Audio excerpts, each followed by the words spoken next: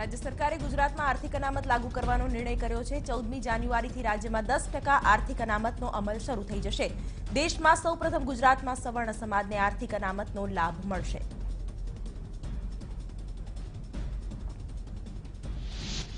તો અત્યાર સુધી જે કોઈ ભરતી પ્રક્રિયાની જાહેરાત થઈ હોય પરંતુ તેની ભરતી પ્રક્રિયા શરૂ ન થઈ હોય તેમાં પણ આર્થિક અનામતનો અમલ થશે। જો કે અગાઉ યોજાઈ ગયેલી ભરતી પ્રક્રિયામાં આ અનામતનો લાભ નહીં મળી શકે। कांग्रेस अध्यक्ष राहुल गांधी की प्रेरणा थी निकळेली युवा क्रांति रैली सरदार पटेलना वतन करमसद पहुंची। राष्ट्रीय युवक कांग्रेस प्रमुख केशव यादव, पूर्व केंद्रीय प्रधान भरतसिंह सोलंकी द्वारा रेलीनु करमसद में स्वागत करवामां आव्युं। आ समये मोटी संख्या में कांग्रेसना कार्यकरो हाजर रह्या। उत्तरायणना तहेवारने लई अमदावाद म्युनिसिपल कॉर्पोरेशन हरकतमां आव्युं। ठेर ठेर खाणीपीणी अने दुकानमां चेकिंग हाथ धरवामां आव्युं। पारडी विस्तारनी दुकानों एएमसीए चेकिंग हाथ धर्યું। एएमसीए ऊंधिया અને જલેબીના સેમ્પલ પણ લીધા હતા। તો આ તરફ નહેરુનગર પાસે લક્ષ્મી ગાંઠિયા રથમાં પણ ચેકિંગ કરવામાં આવ્યું। ઉત્તરાયણ પર લોકોના સ્વાસ્થ્ય સાથે ચેડા કરતા કેટલાક તત્વો સામે લાલ આંખ કરવા માટે તંત્ર સજ્જ બન્યું છે। જે લોકો ફરસાણ અને ખાણીપીણીના સ્ટોલ પર અખાદ્ય પદાર્થ વેચી રહ્યા છે તેમના પર તવાઈ બોલાવાઈ હતી।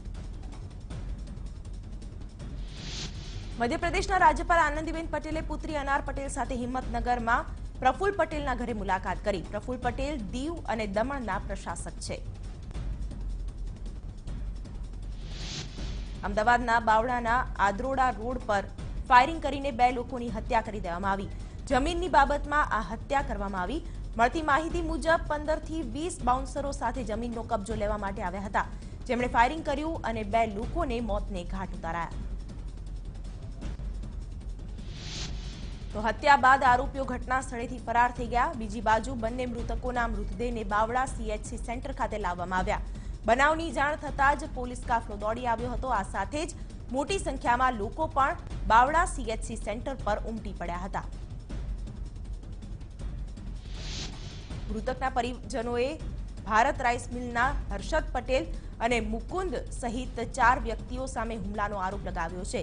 मृतकना परिवारजनोनुं कहेवुं छे के भारत राइस मिलना मालिको द्वारा जमीननो कब्जो मेळववा फायरिंग करायुं हतुं। पोलीस तपासमां 2 रिवोल्वर घटना स्थळेथी मळी आवी। મહેસાણાના વિસનગરના ફતેહ દરવાજા વિસ્તારમાં નજીવી બાબતે 2 જૂથ વચ્ચે અથડામણ થઈ। ખેતરમાં લીમડાનું ઝાડ કાપવા મુદ્દે 2 જૂથ સામસામે આવી ગયા।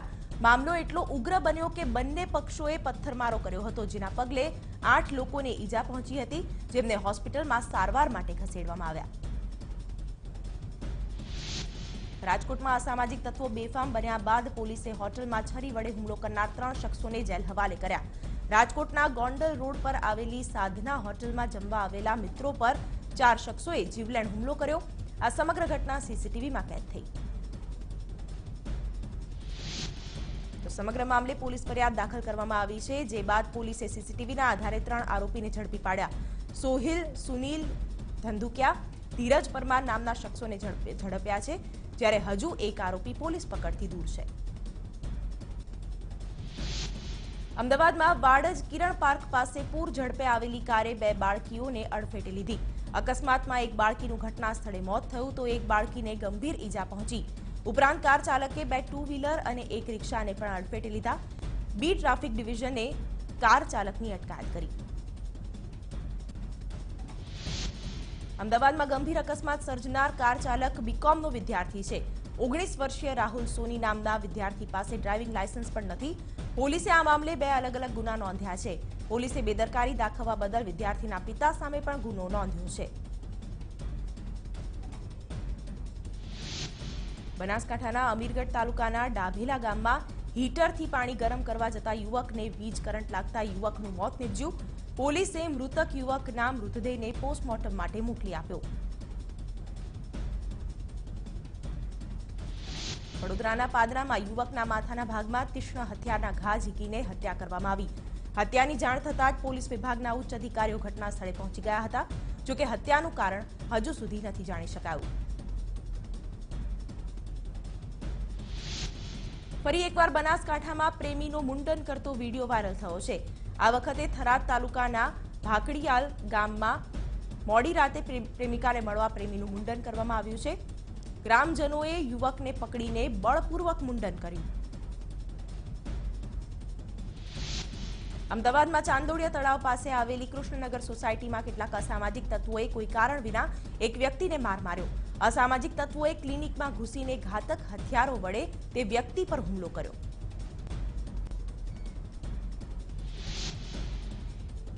અંકલેશ્વરના સારંગપુરમાં પદ્માવતી સોસાયટીમાં ફાયરિંગની ઘટના સામે આવી છે। બે ઈસમોએ કરેલા ફાયરિંગમાં સ્મીમ ખાન નામના વ્યક્તિને માથાના ભાગે ગોળી વાગતા તેનું મોત નીપજ્યું। પોલીસે મૃતદેહને પોસ્ટમોર્ટમ માટે મોકલી આગળની તજવીજ હાથ ધરી છે। વડોદરાના પાદરા તાલુકાના લુના ગામમાં તસ્કરોએ તરખાટ મચાવ્યો। તસ્કરો મકાનમાંથી મંગળસૂત્ર, 6 તોલાના સોનાના દાગીના, 1.5 લાખ રૂપિયા રોકડા અને સ્કૂટર લઈને ફરાર થઈ ગયા।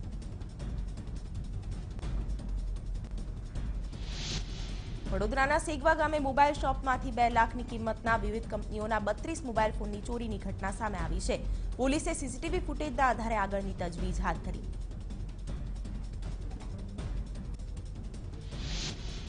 સુરતમાં માંગરોળના પીપોદરા ગામમાં એક મકાનમાંથી સોના ચાંદીના દાગીના, રોકડ અને મોબાઈલની લૂંટની ઘટના સામે આવી છે। તસ્કરોએ ઘર બહાર પાર્ક કરેલી ઇકો કારના કાચ પણ તોડ્યા। ગીર સોમનાથના કોડીનારમાં શક્તિ જ્વેલર્સમાંથી ધોળા દિવસે ગઠિયો 45,000 રોકડ તેમજ અગત્યના કાગળો લઈને ફરાર થઈ ગયો। દુકાનનું શટર ખોલતા જ ગઠિયો થેલો લઈને ફરાર થઈ ગયો।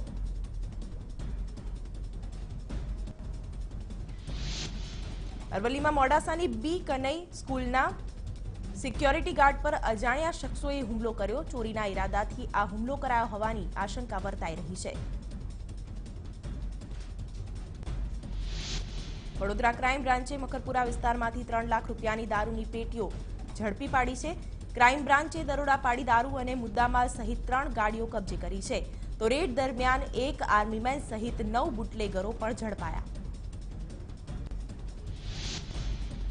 અમરેલીમાં વિદ્યાસભા સંકુલના હોસ્ટેલના રેક્ટર પર વિદ્યાર્થીને માર મારવાનો આરોપ લાગ્યો છે। 2 વિદ્યાર્થીઓ વચ્ચે થયેલા ઝઘડામાં રેક્ટરે વિદ્યાર્થીને એટલો માર માર્યો કે વિદ્યાર્થીને અમરેલી સિવિલ હોસ્પિટલ ખસેડવાની ફરજ પડી હતી। વડોદરામાં કિશનવાડી રોડ શાક લેવા ગયેલી મહિલાને દોરી વાગતા ગંભીર રીતે ઇજાગ્રસ્ત થઈ। ઘાયલ મહિલાને મોઢાના ભાગે 250 ટાંકા આવ્યા। રાજકોટમાં ક્રાઇમ બ્રાન્ચે અલગ અલગ વિસ્તારમાંથી ચાઇનીઝ દોરી અને તુક્કલોનો જથ્થો જપ્ત કર્યો। ક્રાઇમ બ્રાન્ચે 21 નંગ ચાઇનીઝ ફિરકી સાથે એક વેપારીની ધરપકડ કરી તો બીજી બાજુ ભક્તિનગરમાં પોલીસે 390 નંગ ચાઇનીઝ તુક્કલ સાથે એક વેપારીની ધરપકડ કરી।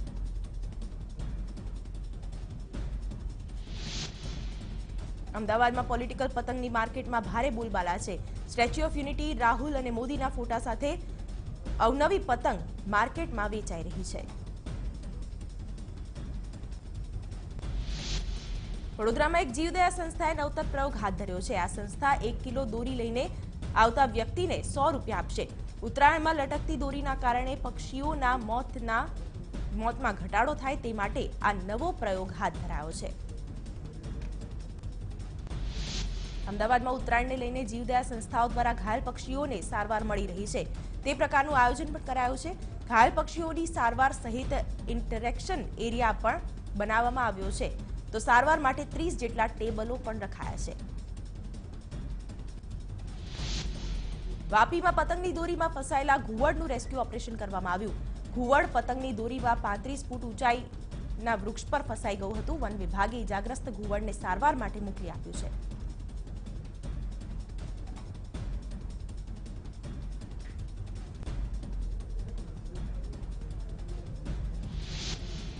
ઉત્તરાયણના દિવસે ગાયને ઘાસચારો ખવડાવવાનું મહાત્મય છે। ત્યારે પંચમહાલના ઘોઘંબા પાસેના બાકરોલ ગામના ગૌસેવક સોમા બારિયા અને તેમના ગામના યુવાનો સુરતમાં દાનની રકમ ઉઘરાવવા માટે ફરશે। કતલખાને જતી ગાયોને બચાવી તેમણે ગૌશાળા શરૂ કરી છે, જેમાં અત્યારે 125થી વધારે ગાય છે। જીઆઈડીસીના અધિકારીઓ અને કર્મચારીઓએ સાંઠગાંઠ કરીને આચરેલા લાખો રૂપિયાના ખેત તલાવડી કૌભાંડ સંદર્ભે એસીબીની કાર્યવાહી ચાલુ છે। વલસાડ અને ડાંગ જિલ્લામાં 2 મદદનીશ નિયામક સહિત વધુ 11 આરોપીઓ વિરુદ્ધ ગુનો દાખલ થયો છે। વડોદરાની 300 કંપનીઓને અપાયેલી ક્લોઝર નોટિસ મામલે હાઈકોર્ટ આગામી 16 તારીખે સુનાવણી હાથ ધરશે, જેમાં જીપીસીબી એક્શન પ્લાન રજૂ કરશે, જેને લઈને વડોદરાના ઉદ્યોગકારોમાં ચિંતાનો માહોલ છવાયો છે. ભાવનગરની સિલ્વર બેલ્સ શાળાનું ગેરકાયદેસર બાંધકામ મહાનગરપાલિકાએ તોડી નાખ્યું છે. ઉલ્લેખનીય છે કે સિલ્વર બેલ્સ શાળાએ જાહેર રસ્તા પર ગેરકાયદેસર બાંધકામ કર્યું હતું. બનાસકાંઠામાં પાલનપુરના જામપુરામાં રોડ નહીં બનતા સ્થાનિકોમાં રોષ ફાટી નીકળ્યો છે. મુખ્યપ્રધાન પાલનપુરમાં આવવાના હોવાથી રોડ કામ શરૂ કરાયું હતું, જોકે સીએમનો રૂટ બદલાતા કામ અધૂરું છોડી દેવાયું હતું. ત્યારે સ્થાનિકોએ કામ પૂર્ણ નહીં થાય તો ઉગ્ર આંદોલનની ચીમકી પણ આપી છે. ભરૂચમાં નગરપાલિકાના કર્મચારીઓએ વેપારીઓને જબરદસ્તી ડસ્ટબિન ખરીદવા મજબૂર કરતા વિવાદ સર્જાયો છે.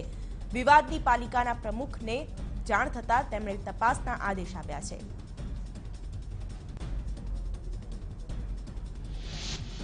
વડોદરામાં પાદરા જંબુસર હાઈવે પર 2 કિલોમીટર સુધી વાહનોનો ટ્રાફિક જામ જોવા મળ્યો. શહેરનો રસ્તો અને હાઈવે એક જગ્યાએથી પસાર થતો હોવાને કારણે ટ્રાફિક જામ સર્જાયો. પોલીસ સ્થળ પર હાજર નહીં હોવાથી લોકોને ભારે હાલાકીનો સામનો કરવો પડ્યો. સુરતમાં શહેરીજનોની સુરક્ષામાં વ્યસ્ત રહેતા પોલીસ અધિકારીઓ વચ્ચે ક્રિકેટ મેચ યોજાઈ હતી. સુરતમાં ફરજ બજાવતા પીઆઈ, એસીપી, ડીસીપી, જેસીપી અને પોલીસ કમિશનરે પણ ક્રિકેટ મેચમાં ભાગ લીધો. મહત્વનું છે કે પોલીસ વિભાગમાં સિનિયર જુનિયર વચ્ચેનું અંતર ઘટે તે માટે આ મેચનું આયોજન કરાયું. સુરેન્દ્રનગરમાં આર્ટ્સ કોલેજ સામે રિવરફ્રન્ટ પર મૂકેલી શ્રીમદ રાજચંદ્રજીની પ્રતિમાને અજાણ્યા શખ્સો દ્વારા નુકસાન પહોંચાડવામાં આવ્યું. પ્રતિમા ખંડિત થતા જૈન સમાજમાં રોષની લાગણી ફરી વળી. જૂનાગઢમાં 34મી ગિરનાર આરોહણ અવરોહણ સ્પર્ધા યોજાઈ. સ્પર્ધામાં રાજ્યના 20 જિલ્લામાંથી અંદાજે 1300 જેટલા ખેલાડીઓએ ભાગ લીધો, જેમાં સિનિયર ભાઈઓમાં અમિત રાઠોડ તો સિનિયર બહેનોમાં ભૂમિકા ભૂત પ્રથમ આવ્યા, તો જુનિયર ભાઈઓમાં લાલા પરમાર અને જુનિયર બહેનોમાં સાયરા કંથુરિયાનું પ્રથમ આવ્યા છે. ચેન્નઈ ખાતે યોજાયેલી રાષ્ટ્રકક્ષાની ક્લીન ઇન્ડિયા ગ્રીન ઇન્ડિયા કોમ્પિટિશનમાં આહવા સરકારી શાળાના 2 વિદ્યાર્થીઓ ગાર્બેજ રોબોટ બનાવ્યો હતો. આ સ્પર્ધામાં ગુજરાતનો 4થો નંબર આવ્યો.